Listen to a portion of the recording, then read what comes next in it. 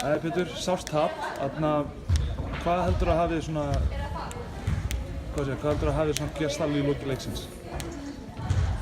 Já, þetta var bara hörkuleikur og ég aftan að vera lítið eftir og við mistum gera svolítið klaufaleg mistök. Við náttúrulega mistum þeir í kannski 2-3 sóknarhorfagöst og við leyftum Döllu þrisvar sinnum inn á hægri handar layup inn í miðjuna sem var klárlega ekki leikplan og það var talað það að við ættum ekki að hleypa inn á hægri hendinni og það var dýrt af því að það náðu svona momentum í leiknum og Dinky svona bara frábær sérstaklega þetta framan af og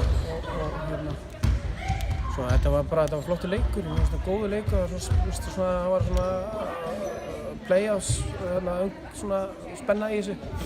Hvernig leikurinn spilaðar og annað og mikið læti og átök en það er bara eins og þess. Þetta er bara fyrir bankan og við lærum að þessu leik og þetta var mér finnst þetta bara ágætlega að spila leikur á báli.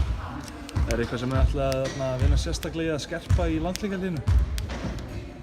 Það er að hvíla á mannskapinu og það er bara fyrsta vikuna bara recovery, bara active recovery æfingar og skill work og svo erum við bara að reyna að vera betri í það sem við erum að gera. Við erum bara svona allsherjar plan sem hvernig við spilum vörn, hvernig við spilum sókn og það er bara fín pússin í gangi sko. Það er bara svona Er komin einhver rammi á hvenær Auður Íris komið tilbaka? Vonandi bara eftir hlé. Heldur hún hefði verið dálítið mikilvæg í leiknum í dag? Örugglega. Ég var ekki búinn að pæla í því. Takk fyrir þetta.